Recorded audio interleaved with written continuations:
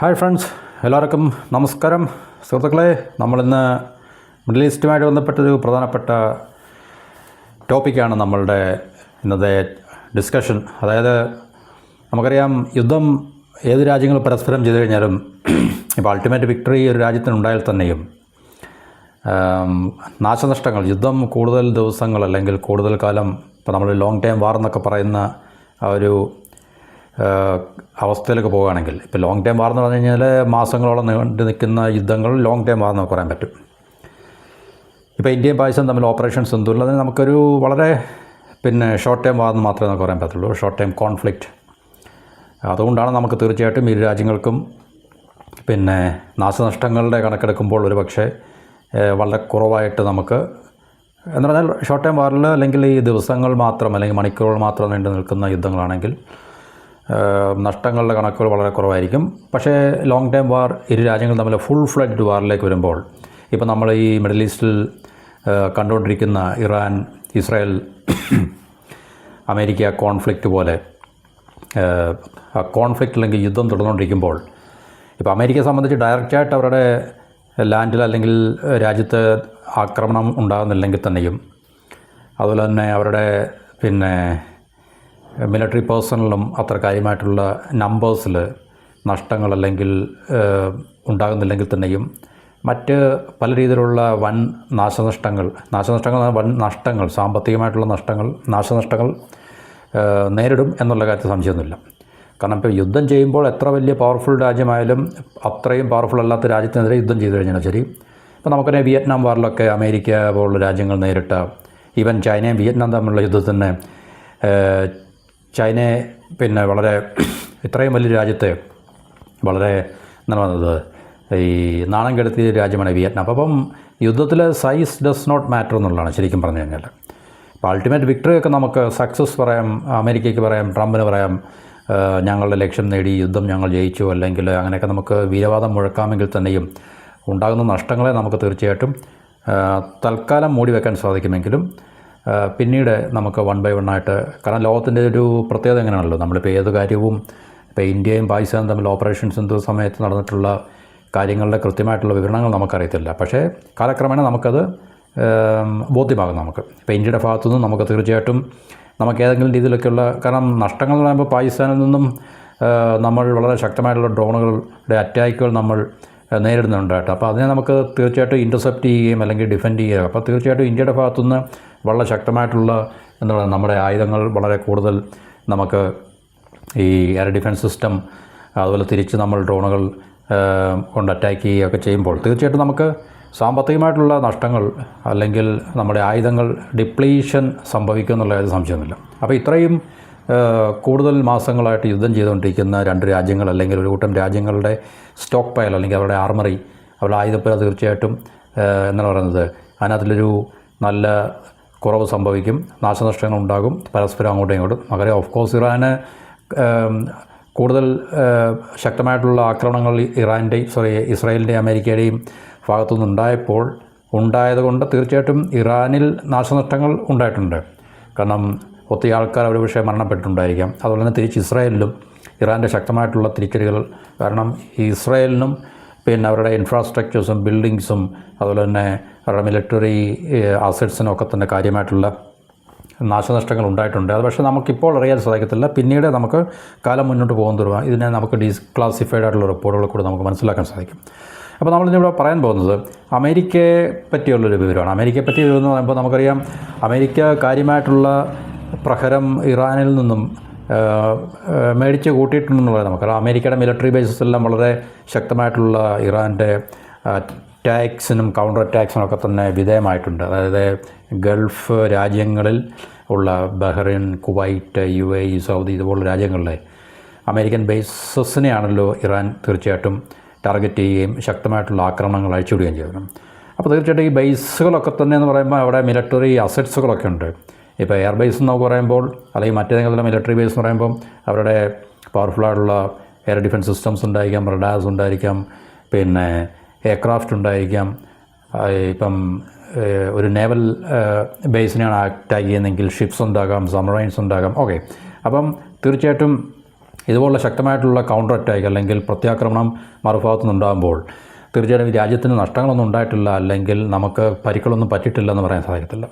പക്ഷേ അതിലൊരു ട്രൂത്ത് എന്ന് പറഞ്ഞാൽ അമേരിക്കയ്ക്ക് നേരിട്ട് അവരുടെ രാജ്യത്ത് അല്ലെങ്കിൽ അവരുടെ മണ്ണിൽ അവർ ചെയ്യുന്ന യുദ്ധത്തിൻ്റെ തിരിച്ചടികളൊന്നും ലഭിക്കുന്നില്ല, അല്ലെങ്കിൽ അവർ നേരിടുന്നില്ല എന്നുള്ളൊരു യാഥാർത്ഥ്യമുണ്ട്. നമ്മളിപ്പം 9/11 പോലുള്ളൊരു സംഭവം ഒഴിവാക്കി കഴിഞ്ഞാൽ അല്ലാതെ അവർക്ക് തീർച്ചയായിട്ടും അമേരിക്ക ഇതുവരെ നേരിട്ട് അവരുടെ മണ്ണിൽ ഈ പറഞ്ഞ അവർ യുദ്ധം ചെയ്തിട്ടുള്ള രാജ്യങ്ങളൊന്നും തന്നെ അവരെ തിരിച്ചാക്രമിക്കാൻ ഇതുവരെ ശ്രമിച്ചിട്ടില്ല, അല്ലെങ്കിൽ അങ്ങനെ ഒരു സംഭവം ഉണ്ടായിട്ടില്ല.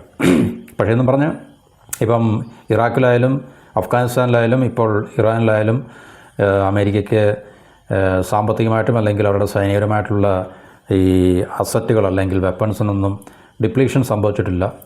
ഇപ്പോൾ ഇറാഖിലും അല്ലെങ്കിൽ അഫ്ഗാനിസ്ഥാനിൽ പ്രത്യേകിച്ച് അവർക്ക് കാര്യമായിട്ടുള്ള തിരിച്ചടികൾ, ശക്തമായിട്ടുള്ള കൗണ്ടർ അറ്റാക്കുകളൊന്നും ഉണ്ടായിട്ടില്ല എന്നുള്ള ഉണ്ട് അവർക്ക് പക്ഷേ എന്നാലും അഫ്ഗാനിസ്ഥാനിൽ അവർക്ക് ഒത്തിരി അവരുടെ ആംഡ് പേഴ്സണലെ ജീവൻ നഷ്ടപ്പെടുകയും ഒക്കെ തന്നെ ഉണ്ടായി. ബോഡി ബാഗ്സ് ഒത്തിരി അമേരിക്കയിലേക്ക് പോവുകയുണ്ടായി. പക്ഷേ ഇവിടെ ഇപ്പോൾ നമുക്ക് അറിയാൻ കഴിയുന്നത് അവരുടെ ഏറ്റവും വളരെ പ്രധാനപ്പെട്ട, കാരണം നമുക്കറിയാം ഇറാനിൽ നിന്നും ശക്തമായിട്ടുള്ള ഡ്രോണുകളും മിസൈലുകളും വരുമ്പോൾ ഇതിനെ ഡിഫെൻഡ് ചെയ്യുക എന്നുള്ളത് ഇൻ്റർസെപ്റ്റേഴ്സ് ഉപയോഗിച്ചാണ്. പേട്രിയോട്ട്, താഴെ ഇതുപോലുള്ള മിസൈൽ സിസ്റ്റം, ഡിഫൻസ് സിസ്റ്റം ഉപയോഗിച്ചാണ്.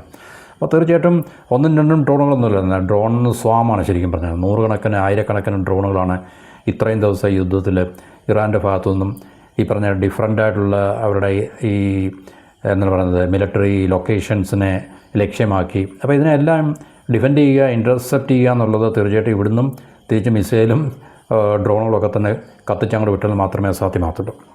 അപ്പം എത്ര ശക്തമായിട്ടുള്ള അറ്റാക്കുകൾ ഇറാൻ്റെ ഭാഗത്തു നിന്നുണ്ടാകുമ്പോൾ അതിന് പ്രൊപ്പോർഷണലായിട്ടുള്ള തീർച്ചയായിട്ടും കൗണ്ടർ അറ്റാക്കും അല്ലെങ്കിൽ ഡിഫൻസീവ് സിസ്റ്റവും അവർക്ക് ഉപയോഗിച്ചാൽ മാത്രമേ അതിനെ ഒരു പരിധിവരെ ഇൻ്റർസെപ്റ്റ് ചെയ്യാനും അല്ലെങ്കിൽ ന്യൂട്രലൈസ് ചെയ്യാനും കഴിയത്തുള്ളൂ. കുറേയൊക്കെ തന്നെ അതിനെ ഇവേഡ് ചെയ്ത് ഇറാന് വളരെ കൃത്യമായിട്ടുള്ള ഈ പറഞ്ഞ അവർ ലക്ഷ്യമാക്കിയിട്ടുള്ള മിലിറ്ററി അമേരിക്കൻ ബേസുകളൊക്കെ തന്നെ അവർക്ക് എന്താണ് പറയുന്നത് ഡിസ്ട്രോയ് ചെയ്യാൻ സാധിച്ചിട്ടുണ്ട്. അപ്പോൾ ഇവിടെ നമ്മൾ പറയാൻ പോകുന്നത് അമേരിക്കയ്ക്ക് അവരുടെ ഏറ്റവും പ്രധാനപ്പെട്ടൊരു ഡ്രോണാണ് MQ-9 റീപ്പർ ഡ്രോൺസ് എന്ന് പറഞ്ഞാൽ. അതിപ്പോൾ ഇന്ത്യ മേടിക്കുവാൻ വേണ്ടി നമ്മൾ കരാറായിട്ടുണ്ട്. ഏകദേശം 31 ഡ്രോണുകളുടെ കരാറുകൾ ഇന്ത്യ, ഇത് ഞാൻ അതിലേക്ക് പറയുകയാണ്, ഇന്ത്യയും അമേരിക്കയും തമ്മിലുള്ള അത് ഏകദേശം 2029 അത് ഡെലിവറി ചെയ്യുന്നുണ്ട്. നമുക്കിപ്പോൾ ലേറ്റസ്റ്റായിട്ട് നമുക്കറിയാൻ സാധിക്കുന്നത് ഏകദേശം $3.99 ബില്യൺ, ഏകദേശം $4 ബില്യൺ എന്ന് കൂട്ടിക്കോളും. $4 ബില്യൺ ഒരു കരാറാണ്. ഏകദേശം 31 അഡ്വാൻസ്ഡ് ആയിട്ടുള്ള ഈ പറഞ്ഞ MQ റീപ്പർ. അതിൻ്റെ മറ്റൊരു എക്സ്പോർട്ട് വേർഷനാണ് നമുക്ക് ലഭിക്കാൻ പോകുന്നത്. 2029 അവർ ഡെലിവറി സ്റ്റാർട്ട് ചെയ്യും. ഏകദേശം 2030 അത് കണ്ടിന്യൂ ചെയ്യും. 31 എണ്ണത്തിനാണ് ഈ പറഞ്ഞ ഇന്ത്യയും അമേരിക്കയിൽ നിന്ന് ഈ പറഞ്ഞ ഡ്രോണുകൾ വാങ്ങിക്കാൻ വേണ്ടി കരാറിലായിട്ടുള്ളൂ. ഓക്കെ, അപ്പോൾ ഇപ്പോൾ ഇവിടെ നമുക്ക് മനസ്സിലാക്കാൻ സാധിക്കുന്നത് അത് അമേരിക്കയുടെ തന്നെ ഏറ്റവും പ്രധാനപ്പെട്ട ഒരു മീഡിയ ആയിട്ടുള്ളത് വാഷിങ്ടൺ പോസ്റ്റാണ് റിപ്പോർട്ട് ചെയ്തിരിക്കുന്നത്. അതിന് മുമ്പ് ബ്ലൂംബർഗ് ഇത് റിപ്പോർട്ട് ചെയ്തിട്ടുണ്ടായിരുന്നു. ഇവർ രണ്ടും വളരെ രണ്ട് കണക്കുകളാണ് പറയുന്നത്. എന്നാലും മൊറോർലെസ് ന്യൂസ് കറക്റ്റാണ്, അല്ലെങ്കിൽ ഈ ഇൻഫർമേഷൻ കറക്റ്റാണ്. കാരണം അവർ സമ്മതിക്കുന്നുണ്ട്. കാരണം അമേരിക്കയുടെ തന്നെ എസ്റ്റാബ്ലിഷ്മെൻറ്റിൽ തന്നെയുള്ള ഈ പറഞ്ഞ മീഡിയാസ് അത് പറയുമ്പോൾ തീർച്ചയായിട്ടും നമുക്കതിനെ നെഗ്ലക്റ്റ് ചെയ്യാൻ സാധിക്കത്തില്ല. അതായത് ഏകദേശം അവരുടെ ഈ MQ-9 റീപ്പർ ഫ്ലീറ്റിൻ്റെ 25% അല്ലെങ്കിൽ 20% അവർക്ക് നഷ്ടമായിട്ടുണ്ട് എന്നുള്ളത്. നഷ്ടമാകുക എന്ന് പറഞ്ഞു കഴിഞ്ഞാൽ പൂർണ്ണമായിട്ടും എല്ലാം ഇറാൻ അതിനെ എന്താണ് പറയുന്നത് ഷൂട്ട് ഡൗൺ ചെയ്തു എന്നല്ല. കുറേയൊക്കെ ഇറാൻ ഒരുപക്ഷെ ഫയർ ചെയ്തിട്ടുണ്ടായിരിക്കും. മറ്റ് പലതും അവർക്ക് എന്തെങ്കിലും ടെക്നിക്കൽ പ്രോബ്ലംസ് കൊണ്ട് അവർക്കത് നഷ്ടമായിട്ടുണ്ട് എന്നാണ് പറയുന്നത്. എന്തായാലും ഏറെക്കുറെ നമുക്ക് മനസ്സിലാക്കാൻ സാധിക്കുന്നത് ഇറാന് ഈ പറഞ്ഞ അഡ്വാൻസ്ഡ് ആയിട്ടുള്ള അമേരിക്കൻ വെപ്പൺസിനെ ന്യൂട്രലൈസ് ചെയ്യാൻ അല്ലെങ്കിൽ ഷൂട്ട് ഡൗൺ ചെയ്യാൻ സാധിച്ചിട്ടുണ്ട്. ഏകദേശം 1.3 ബില്യൺ മൂല്യം അല്ലെങ്കിൽ അത്രയും വിലയുള്ള ആയിരിക്കും ഈ പറഞ്ഞ 25%. എക്സാക്ട് നമ്പർ 45 നമ്പേഴ്സാണ് പറയുന്നത് ശരിക്കും പറഞ്ഞാൽ. അപ്പോൾ ഈ 45ഓളം ഡ്രോണുകൾ അവർക്ക് നഷ്ടമായിട്ടുണ്ട് എന്നാണ് അവരുടെ തന്നെ ഈ വാഷിങ്ടൺ പോസ്റ്റിനകത്തിൽ നമുക്ക് റിപ്പോർട്ട് ചെയ്യുന്നതല്ല. അത് അവരുടെ ഡിഫൻസ് സെക്യൂരിറ്റി അല്ലെങ്കിൽ പെൻറ്റഗൺ ഒഫീഷ്യൽസിനെ അവർ ഉദ്ധരിച്ചുകൊണ്ട് തന്നെയാണ് ഈ പറഞ്ഞ റിപ്പോർട്ടുകൾ പുറത്തുവിടുന്നത്. അല്ലാതെ അവർക്കത് പുറത്തുവിടാൻ സാധിക്കത്തില്ല. കാരണം അതൊക്കെ ഒരു പക്ഷേ നമുക്കറിയാം ഫേക്കായിട്ടുള്ള റിപ്പോർട്ടുകളാണെങ്കിൽ ഇതുപോലുള്ള വളരെ ക്രിട്ടിക്കലായിട്ടുള്ള ഏത് രാജ്യവും യുദ്ധത്തിലേർപ്പെടുമ്പോൾ ആ രാജ്യത്തെക്കുറിച്ച് രാജ്യത്തിനകത്തുള്ള മീഡിയ ഫേക്കായിട്ടുള്ള അല്ലെങ്കിൽ ക്രെഡിബിൾ അല്ലാത്ത ആ രാജ്യത്തിൻ്റെ നാഷണൽ സെക്യൂരിറ്റിയെ ബാധിക്കുന്ന വിവരങ്ങൾ അവർ പബ്ലിഷ് ചെയ്യുകയോ അല്ലെങ്കിൽ ബ്രോഡ്കാസ്റ്റ് ചെയ്യുകയോ ചെയ്യുമ്പോൾ അത് നമുക്കറിയാം തീർച്ചയായിട്ടും വലിയ കുറ്റകൃത്യമായിരിക്കും. ഇപ്പോൾ നമ്മൾ ഓപ്പറേഷൻ സിന്ദൂർ സമയത്ത് നമുക്ക് ഇന്ത്യക്കെതിരെ തോന്നിയ രീതിയിൽ നമ്മൾ യൂട്യൂബേഴ്സ് ആയാലും അല്ലെങ്കിൽ മറ്റേതെങ്കിലും എസ്റ്റാബ്ലിഷ്ഡ് മീഡിയാസ് ഒരിക്കലും അങ്ങനെ ചെയ്യാറില്ല. ഇപ്പം യൂട്യൂബേഴ്സൊക്കെ തന്നെ നമുക്കറിയാം പലതരത്തിലുള്ള ബ്ലണ്ടേഴ്സും പിന്നെ ഫൂളിഷ്നെസ്സും ഒക്കെ തന്നെ അവർ വിളിച്ചു പറയുന്നുണ്ട്. അപ്പോൾ ഏതെങ്കിലുമൊക്കെ രീതിയിൽ നമ്മളതിനെ ഫേക്കായിട്ടുള്ള അല്ലെങ്കിൽ നമ്മളുടെ സങ്കല്പത്തിലോ അല്ലെങ്കിൽ മറ്റേതെങ്കിലും ഫേക്കായിട്ടുള്ള സോഷ്യൽ നിന്നൊക്കെ തന്നെ നമ്മൾ കോട്ട് ചെയ്ത് നമ്മളത് പറയുകയാണെങ്കിൽ തീർച്ചയായിട്ടും അത് നോട്ടീസ് ചെയ്യപ്പെടാനും നമുക്ക് പ്രശ്നങ്ങൾ ഉണ്ടാകാനൊക്കെയുള്ള സാധ്യതകളുണ്ട്. കാരണം യുദ്ധത്തിലേർപ്പെടുന്ന സമയത്ത് എസ്പെഷ്യലി, അല്ലാതെ നോർമൽ ടൈമിൽ അതിന് വലിയ പ്രാധാന്യം കൊടുക്കത്തില്ല. അപ്പം ഇത് നമുക്ക് ക്രെഡിബിളായിട്ടുള്ളൊരു റിപ്പോർട്ട് അല്ലെങ്കിൽ ഇൻഫർമേഷനായിട്ട് മാത്രമേ നമുക്ക് കണക്കാക്കാൻ സാധിക്കത്തുള്ളൂ. എസ്പെഷ്യലി കാരണം അവിടുത്തെ ഏറ്റവും പ്രബലമായിട്ടുള്ള ദ വാഷിങ്ടൺ പോസ്റ്റ് എന്ന് പറയുന്ന ഒരു മീഡിയ അല്ലെങ്കിൽ പബ്ലിഷറാണിത് ഈ റിപ്പോർട്ട് പബ്ലിഷ് ചെയ്തിരിക്കുന്നത്. അത് അവരുടെ ഒഫീഷ്യൽ അമേരിക്കൻ ഡിഫൻസ് ഡിപ്പാർട്ട്മെൻറ്റ് അല്ലെങ്കിൽ പെൻറ്റഗണിൻ്റെ ഒഫീഷ്യൽസിനെ കോട്ട് ചെയ്തുകൊണ്ട് മാത്രമാണ് ഇത് പറഞ്ഞിരിക്കുന്നത്. ഏകദേശം 25% നമ്പേഴ്സിൽ അവർ പറയുന്നത് 45 അല്ലെങ്കിൽ 35 to 45 എന്നാണ് പറയുന്നത്. അപ്പോൾ ട്രംപ് അവകാശപ്പെടുന്ന ഇറാൻ്റെ എയർ ഡിഫൻസ് സിസ്റ്റത്തിനെ മൊത്തം ന്യൂട്രലൈസ് ചെയ്തു അല്ലെങ്കിൽ ടോട്ടലി ഡിസ്ട്രോയ് ചെയ്തു എന്ന് പറയുമ്പോഴും അവർക്ക് ഇത്രയും ഈ അഡ്വാൻസ് ആയിട്ടുള്ള ഡ്രോൺസിൻ്റെ നഷ്ടങ്ങളുണ്ടായി എന്നുള്ളത് യാഥാർത്ഥ്യമാണ്. അപ്പോൾ ട്രംപ് വെറുതെ ബെഡായി അടിച്ചാണ് എന്നുള്ള കാര്യം നമുക്ക് ഇതിനകത്ത് നിന്ന് മനസ്സിലാക്കാൻ സാധിക്കും. അപ്പോൾ ഇത് പലതും ഏറെക്കുറെ ഒരുപക്ഷെ ഇറാൻ ഷൂട്ട് ഡൗൺ ചെയ്തതായിരിക്കും. മറ്റ് ചില ഈ ഡ്രോൺസുകൾ അതിൻ്റെ ടെക്നിക്കൽ പ്രോബ്ലംസ് കൊണ്ട് തന്നെ എന്താണ് നമുക്കത് സ്വയം, കാരണം ഇറാൻ്റെ ഭാഗത്തു നിന്നുള്ള അറ്റാക്ക് കാരണമല്ല, മറ്റ് ചില ടെക്നിക്കൽ ഇഷ്യൂസ് കാരണം തന്നെ ഡിസ്ട്രോയ് ചെയ്യപ്പെട്ടു എന്നാണ് പറയുന്നത്. അപ്പോൾ ഇത് ഈ ബ്ലൂംബർഗ് വാഷിങ്ടൺ പോസ്റ്റ് റിപ്പോർട്ട് ചെയ്തത് ഈ 25% ആണ്. നേരത്തെ അവരുടെ തന്നെ മീഡിയ ആയിട്ടുള്ള ബ്ലൂംബർഗ് 20% ആണെന്ന് പറയുന്നത്. അപ്പോൾ എന്തായാലും തീർച്ചയായിട്ടും അതായത് ഈ പ്രീ വാർ ഇൻവെൻട്രി നമ്മൾ യുദ്ധത്തിന് മുമ്പ് അമേരിക്കയുടെ പക്കലുണ്ടായിരുന്ന ഈ പറഞ്ഞ ഡ്രോണുകളുടെ കണക്കെടുക്കുമ്പോൾ തീർച്ചയായിട്ടും അതിനകത്തിൽ 20 മുതൽ 25%, ഈ രണ്ട് മീഡിയാസിൻ്റെ കൂടെ കണക്കെടുക്കുമ്പോൾ 20 to 25%, ഏകദേശം 35 മുതൽ 45 വരെ ഡ്രോണുകൾ അമേരിക്കയ്ക്ക് നഷ്ടമായിട്ടുണ്ട് എന്നുള്ളതാണ് കണക്കുകൾ പറയുന്നത്. ഏകദേശം ഒരു ഡ്രോണിന് $30 മില്യൺ മുതൽ $50 മില്യൺ വരെ കോസ്റ്റ് ഉണ്ടാകും. ഇപ്പോൾ ഇന്ത്യ തന്നെ മേടിച്ചിരിക്കുന്ന പറഞ്ഞില്ല, $3.99 ബില്യൺ വലിയൊരു മെഗാ ഡീലാണ് ശരിക്കും പറഞ്ഞു കഴിഞ്ഞാൽ.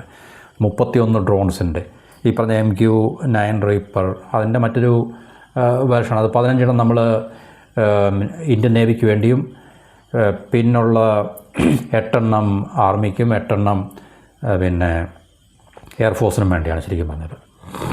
8 16 + 15 നേവിക്കാണ് ഏറ്റവും കൂടുതൽ. ഇത് നമ്മളിപ്പോൾ മേടിക്കുന്ന ഈ 31 ഏറ്റവും കൂടുതൽ നേവിക്കാണ് ചെയ്യാൻ പറഞ്ഞത്.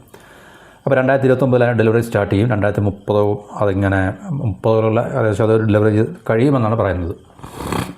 $3.99 ബില്യൺ ഒരു മെഗാ ഡീലാണ് ശരിക്കും പറഞ്ഞത്. വളരെ അഡ്വാൻസ്ഡ് ഡ്രോണൊക്കെയാണ്. പക്ഷേ പറഞ്ഞിട്ട് കാര്യമില്ല, ഈ 35 മുതൽ 45 വരെ നഷ്ടപ്പെടുക എന്ന് പറഞ്ഞാൽ അമേരിക്കയെ സംബന്ധിച്ച് വലിയൊരു ഒരു മേജർ ഹിറ്റാണ്, വലിയൊരു സെറ്റ് ബാക്കാണ്.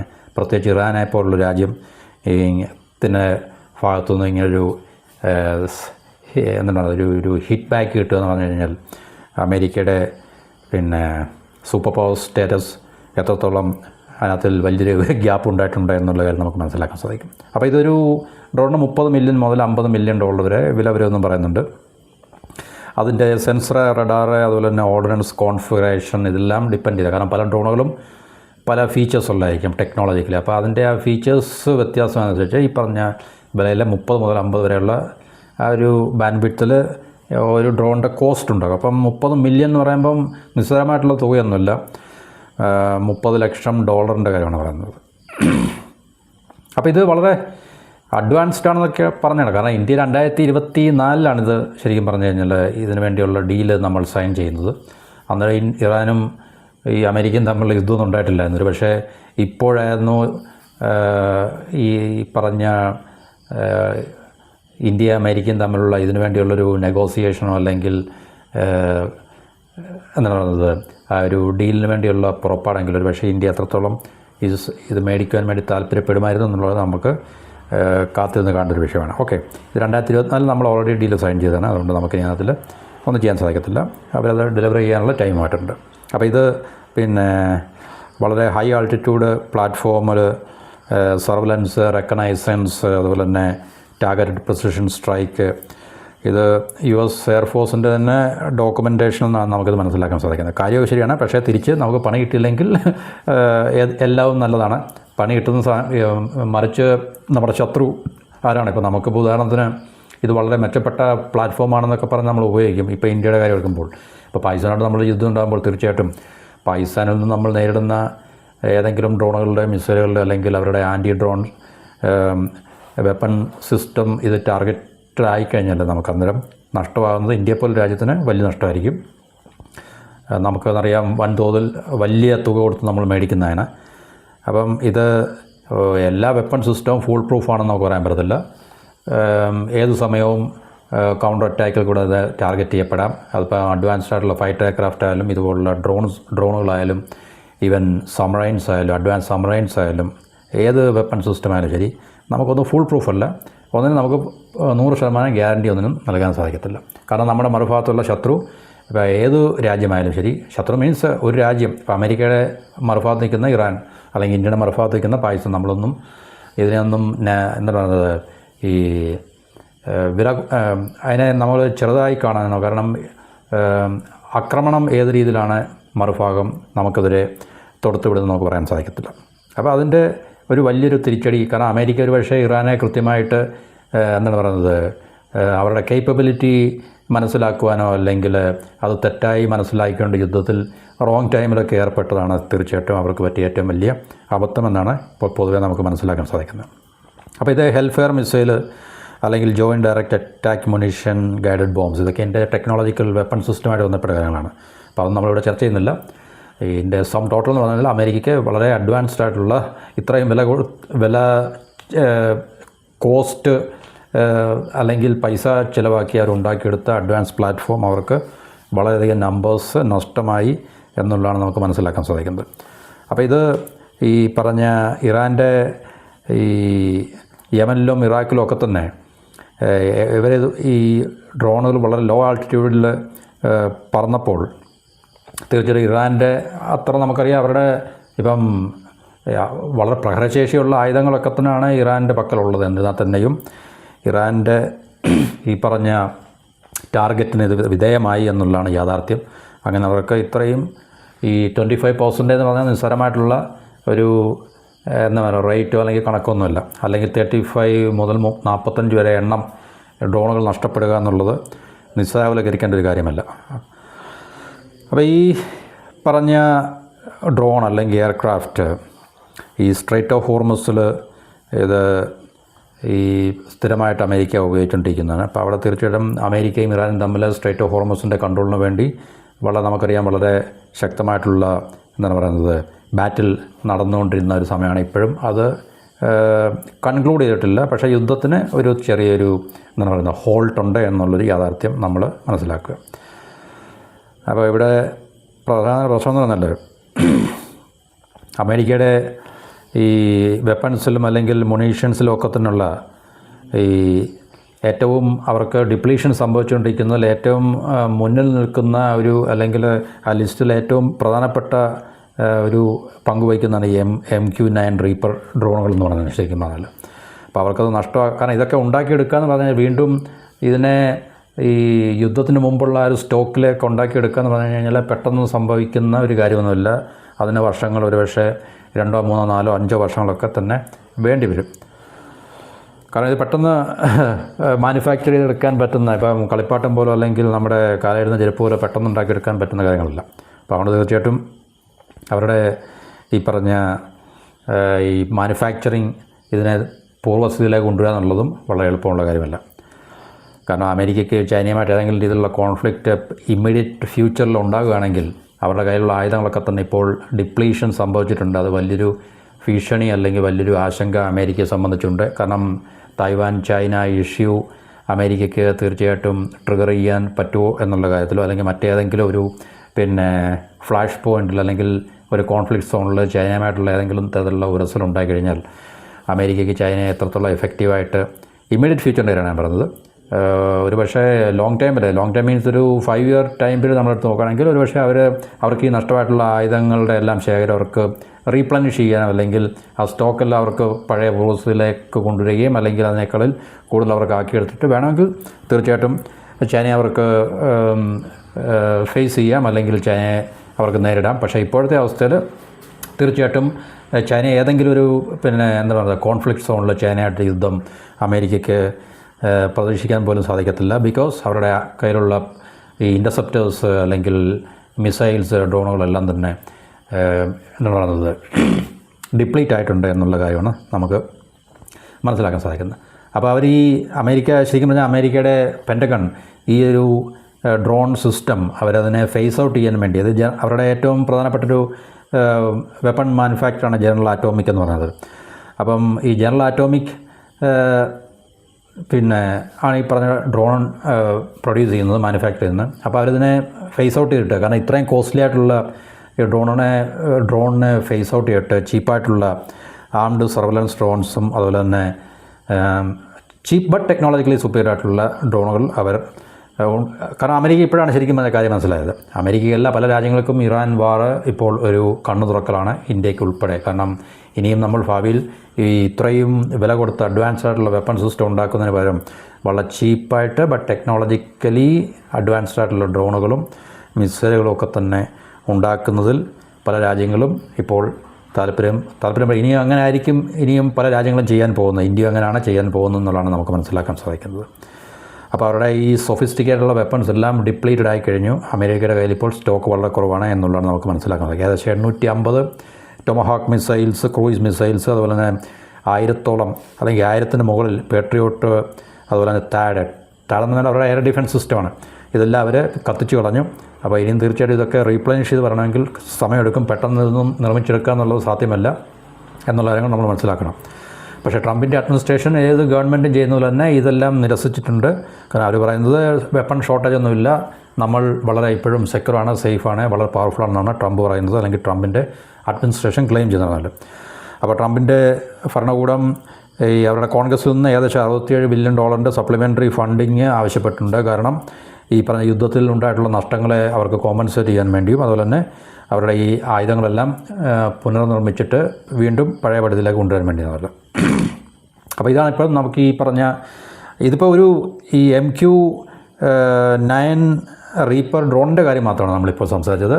ഈ മറ്റ് വെപ്പൺ സിസ്റ്റത്തിൻ്റെയൊക്കെ നമുക്ക് തീർച്ചയായിട്ടും ലഭ്യമാകുന്ന രീതിയിൽ അത് എത്രത്തോളം അമേരിക്ക നഷ്ടമായി അല്ലെങ്കിൽ അവർക്ക് തീർച്ചയായിട്ടും അത് ഡിപ്ലീറ്റഡ് ആയെന്നുള്ള കാര്യം നമുക്ക് സംസാരിക്കാൻ അല്ലെങ്കിൽ ഷെയർ ചെയ്യാൻ സാധിക്കും. തൽക്കാലം നമുക്ക് ഈ പറഞ്ഞ ഒരു പ്രത്യേക ഇത് എന്തുകൊണ്ടാണ് നമ്മൾ പറയുന്നത്, ഇത് ഇന്ത്യ ഓൾറെഡി ഇതിനകത്തിൽ നമ്മൾ പറഞ്ഞ 31 ഡ്രോണിന് വേണ്ടി നമ്മൾ $3.99 ബില്യൺ ഒരു ഡീല് നമ്മൾ സൈൻ ചെയ്തിട്ടുണ്ട്. 2029 കൂടി അതായത് നമുക്ക് ഡെലിവറി ചെയ്ത് തുടങ്ങും. അപ്പോൾ ഇന്ത്യക്ക് കൂടി പ്രധാനപ്പെട്ട ഒരു വിഷയമായതുകൊണ്ടാണ് ഈ റിപ്പോർട്ട് നമ്മൾ തൽക്കാലം ഷെയർ ചെയ്തത്. മറ്റൊരു ടോപ്പിക്കുമായിട്ട് നമുക്ക് വീണ്ടും കാണാം. എല്ലാവർക്കും നന്ദി, നമസ്കാരം, and have A wonderful day.